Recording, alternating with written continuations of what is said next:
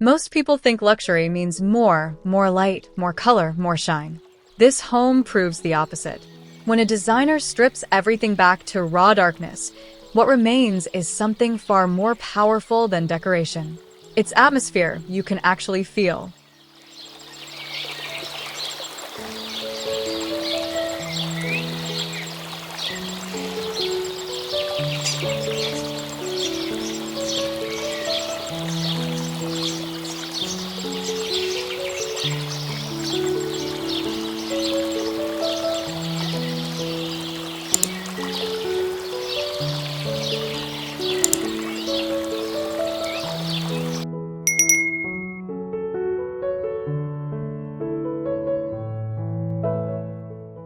The moment you step inside, the house doesn't greet you.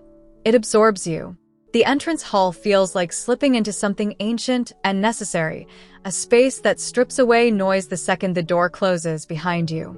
Cold daylight filters through frosted glass, landing softly on surfaces that seem to drink it in rather than reflect it. There's a stillness here that feels intentional, almost ritualistic. You lower your voice instinctively, not out of discomfort, but out of deep, involuntary respect.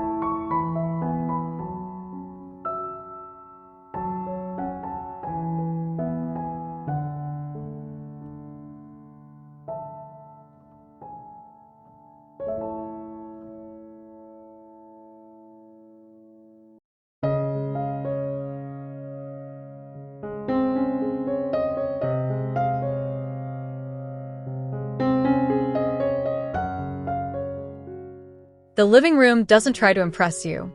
It simply exists with such confident quietness that you find yourself exhaling the moment you enter. You sink into the dark sofa and realize the room is holding you rather than performing for you. Pale daylight drifts through those tall linen-draped windows like something unhurried, landing on the rough plaster walls in soft gradients. Sitting here feels less like lounging and more like settling into a long, meaningful silence with someone you trust completely.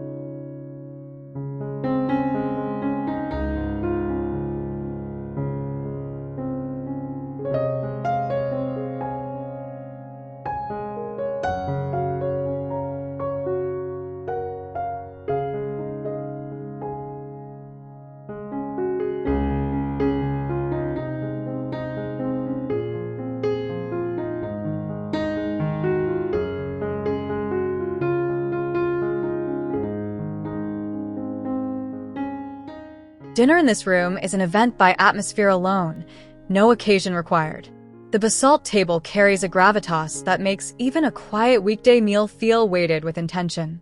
Daylight from the garden arrives gently, letting those white birch trunks glow against the darkness of the room like something from a painting. The rough plaster walls seem to breathe around you. Conversation here tends toward the honest, the considered, the kind that only happens when a space quietly demands it of everyone inside.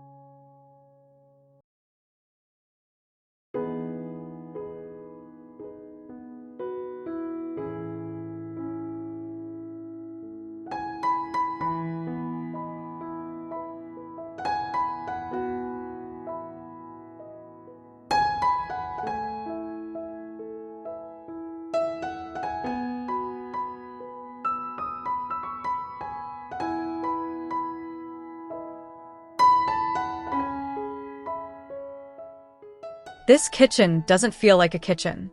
It feels like a workshop for someone who takes the ritual of cooking seriously, almost spiritually so. The morning light drops through the skylight in one clean shaft, illuminating the dark zellage tiles in a cascade of tiny, irregular reflections. Everything is purposeful, nothing decorative for decoration's sake. Running your hand along that cold granite counter, you feel the weight and permanence of the materials chosen, as if this space was designed to outlast every trend by at least a century.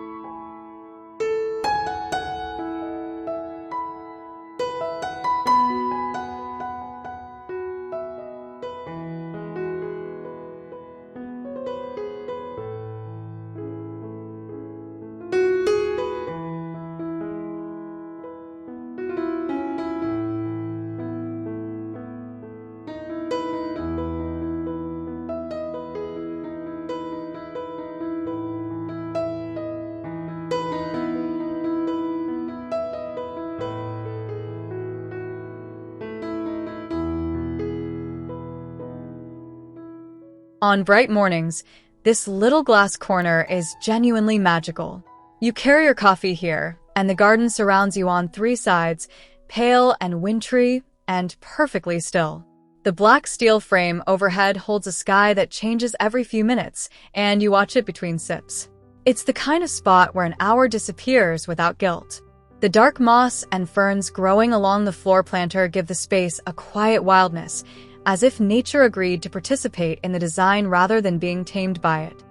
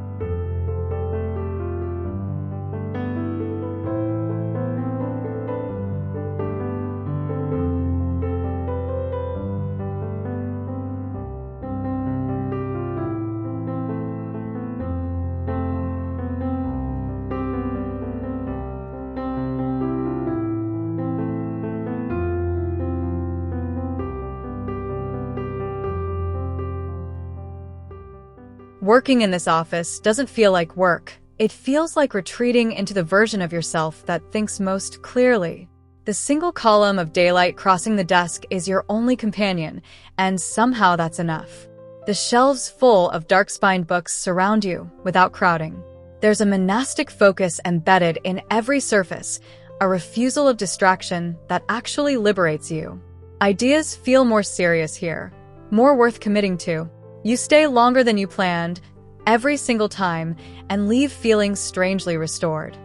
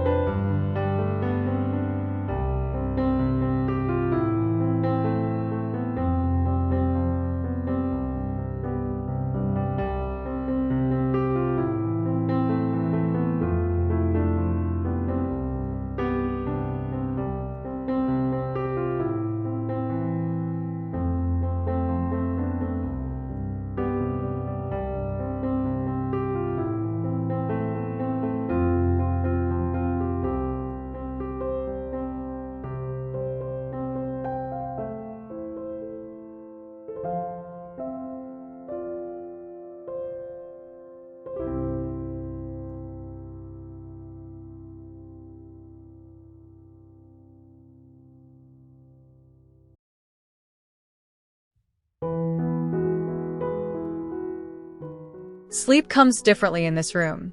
The plaster walls hold a quiet luminosity in daylight that transforms at dusk into something far more enveloping. You lie on the low platform bed beneath layers of undyed linen and feel the weight of everything unnecessary falling away. The pale fabric against all that surrounding darkness feels like a deliberate exhale, the one soft thing permitted in a house built on severity. Waking here on a gray morning, light arriving slowly through those tall windows, feels like surfacing from a very good dream you're not ready to leave.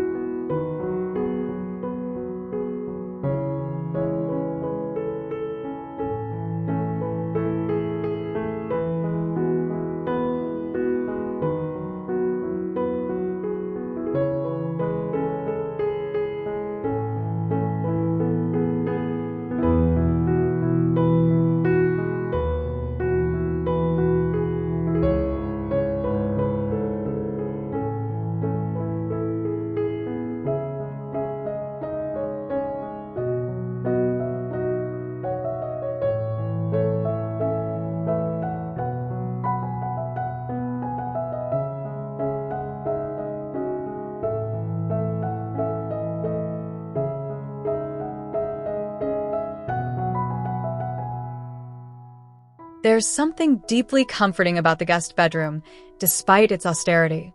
Somehow the spare, unhurried quality of the room makes rest feel more complete, not less.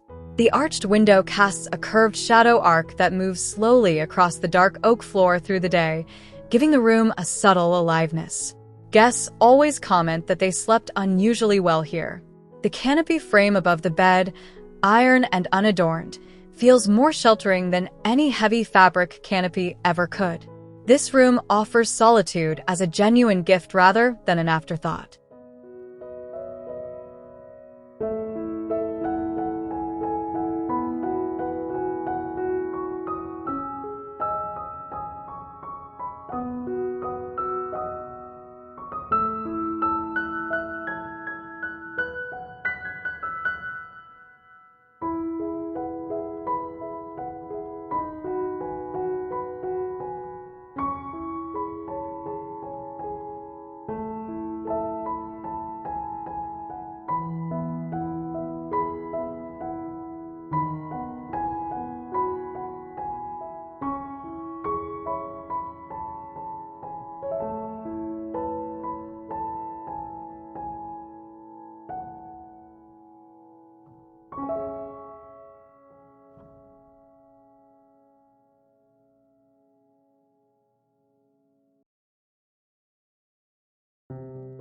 You discovered early that you come to the reading room when you need to think, not just read. Something about the low vaulted ceiling and the single window draws the mind inward in the most productive way. The daylight arrives in a narrow, concentrated band across the velvet chaise, as if the architecture designed a spotlight specifically for whoever sits there. Books fill every wall, but the room never feels cluttered. It feels dense with possibility. Hours pass unnoticed. The outside world recedes completely, and that feels less like isolation than like deep, chosen peace.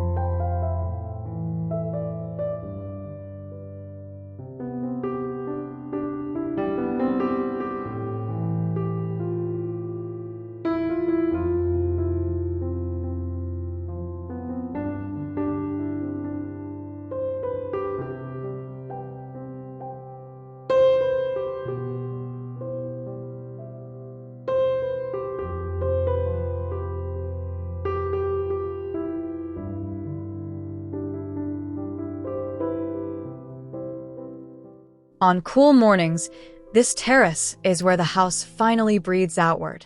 You step through the heavy pivot door, and the granite continues beneath your feet without interruption, as if the inside simply expanded into the garden without asking permission. The still water channel reflects the sky with absolute precision, doubling the pale light. The dark hedging and bamboo hold the space, giving it an enclosed quality that feels protected rather than confined. You wrap both hands around a warm cup and stand there quietly, watching nothing in particular, feeling entirely, unhurriedly at home.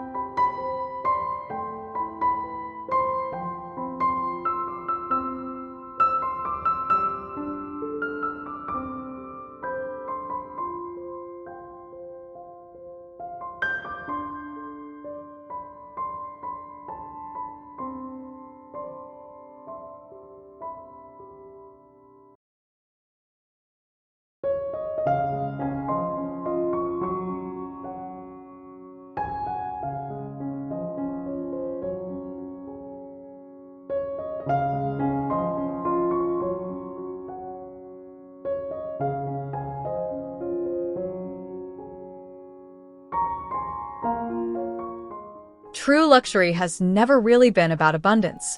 Sometimes it's about the courage to take things away until only the essential, the honest, and the quietly extraordinary remain. This home doesn't ask to be admired. It simply invites you to feel something real.